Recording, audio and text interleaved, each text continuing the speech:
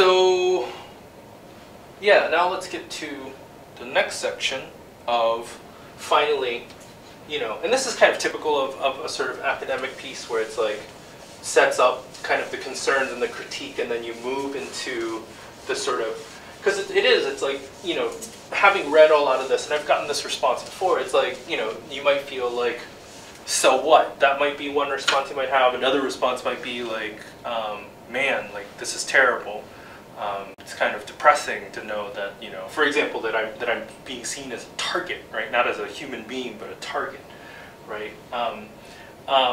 But so authors will usually like kind of end on a note. There I go again. Here we go. That no, that I'm constantly being washing my hands in between, so don't worry. Too much.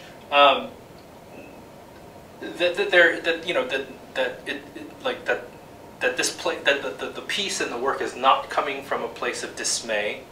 It's not coming from despair, because if it were, then that would be a point of relegation and giving up. Like, why bother? Things are too bad. It's horrible. No, this is coming from like potentiality, that there is, again, potential for change. This is how it went. Doesn't mean that it can't go a different way, right? And so that's like the kind of importance for Tryon in the resistant mobilities, right? Which really, yeah, there's the kind of iffy thing about the legality, right, of the practices. But what it really comes down to, as we've like seen over and over, is like resistance against hegemony, right? And the agency of the consumer, right? What does the general public, what not only like what can they do, what can we do, but what have we done? For one, right? Tryon on 50, he points out that the real problem of piracy, right? It's not just in the fact that things are being stolen, right? And that revenue, like potential revenue, is being lost. Because just because someone pirated something doesn't mean that they will necessarily have paid money for it.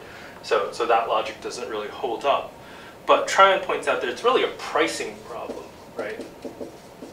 Right. That it kind of creates problems in value, right? And then also an access problem, as we've already pointed out. So, again, like what are people like capable of paying for? So the kind of example they use of like Netflix, what might seem a reasonable subscription price for us is just untenable in other parts of the world, right? And similarly, again, like the question of like some people are pirating because it's like there is no other no feasible legal way to get it, right? And also, like in relation to all of this, Tryon points out that digital delivery, what it also does is not only in trying to address like a problem like piracy, it also addresses what used to be perfectly valid forms of sharing, like on 52, right? So for example, if we think about, this is that first full paragraph, he just kind of throws it out something what we should think about. It's like, if I own a copy of a DVD, I can lend that to someone. That is perfectly valid. But with a digital copy, especially one that has so many barriers of access through like, sites and registration and whatnot, and authentication, it's like that's no longer valid. So the relationships and the sort of sociality of the object, and especially the question of ownership starts to change, right? It's like how much do I actually own it, right? Just something worth to think about. Also on 54, and I mentioned before that we're going to get here, but infrastructure, specifically of distribution, right? Okay, we're back. Tape ran out. Anyways, so what piracy does is it highlights the limitations of distribution infrastructure. And so again, we might think that the the internet is this sort of utopian, sort of wide space where it's just everything's there and anyone can get it. But the fact that like that's just not true that even if it's quote unquote there, that people can freely get it, it doesn't work that way. And I think something like our current moment, and especially in relation to supply chains, right?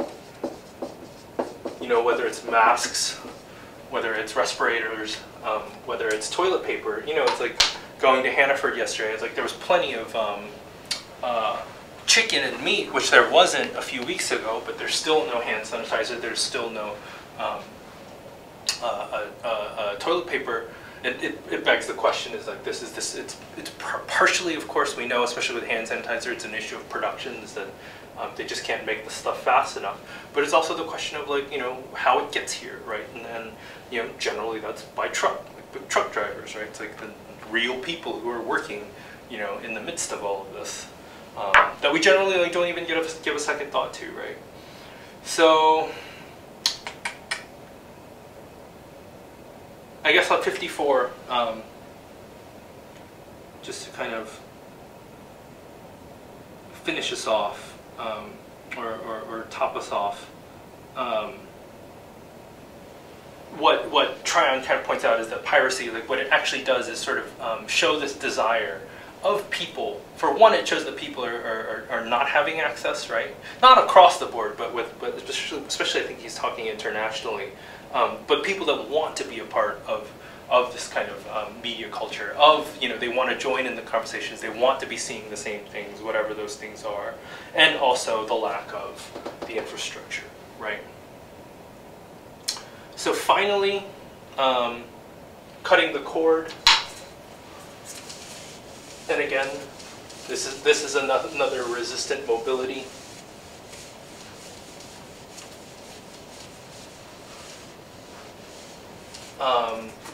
We know both in the study and even kind of popularly that a lot of this is coming from a critique of cable and a kind of decline in the understanding of the value of cable, right? And cost especially. So this idea that, like, you know, cable and network television, again, kind of was part and parcel and kind of the package deal of the sort of imagined, let's say, American kind of viewing context. But it's, you know, it's like it's becoming like a cable subscription seems so foreign today, right? It's like even I had one very briefly when I could afford to, and it you know, it felt like every, you know, I was paying, like, in addition to the high-speed internet, even with the package deal, I was paying nearly $200 a month, and I was like, this is just makes no sense whatsoever, right? But also this kind of, like, what cord cutting, right,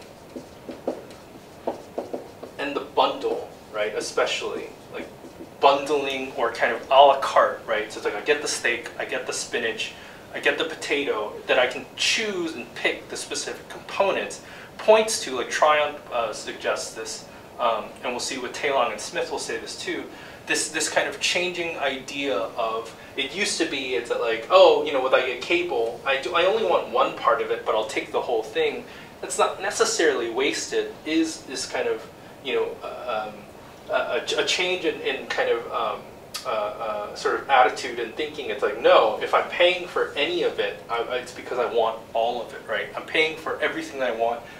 It's this idea that's like, you know, I don't want to be paying for all this other stuff, which does speak to what we've been talking about all semester, this tailored, like the move toward a tailored and a much more individualized and individuated, right? Individualized sort of viewing experience, right? And also, you know, cost, the change in idea, like, this is just not worth paying for, right? But you know, we're getting, and you'll see at the end of the video too, it's like we're getting to a place where we now know, like, things are kind of now solidifying. And so there have been a number of, I remember reading a number of things where it's like the moment where you were really getting bang for your buck with streaming is no longer kind of the case, right? So it's like, in order to sort of have a sufficient viewing experience, you need, like, just having Netflix isn't enough, right? But we're getting, like, danger close to it becoming almost as expensive as cable, right? But yeah, one thing to kind of highlight again, and I emphasize this because I think it runs counterintuitive to how most of us think, is that what Tryon points out is that not only is there still an immense amount of continuity and contiguity between cable and streaming, right? And Hulu is the perfect sort of kind of middleman or transition kind of point for us if we think about all this. In terms of like, there was, you know, like, again, the same way that they kind of established themselves in their relationship to network television and cable television, but there's kind of that sort of association with Hulu and television. The fact that people are exchanging this for this suggests that people think that the things are relatively analogous, comparable, and or interchangeable. And what that does is point to the fact that, you know, there's a reason why all these streaming scholars are coming from television studies, or their disciplinary sort of framework is television studies. Because ultimately, when we get down to it, like, streaming is still highly indebted to the history of television. So to think of these things as completely different is kind of, you know, it's just not true, I guess, is the way to put it. And it's just something to be kind of wary of. Okay, so that was the end of our first session. But yeah, let me know if you have any questions. For the most part, probably not. Don't really comment on the videos themselves, because these are going to just be like publicly available. I am kind of afraid of I guess not, you know, but just like, yeah, like for the most part, let's try and keep discussion on Moodle. I'll address anything that I can on there and or on the Thursday's video, but otherwise, yeah, I'm looking forward to us continuing our conversation. Yeah, please stay safe and let me know if you need anything. Okay, we'll talk to you guys soon.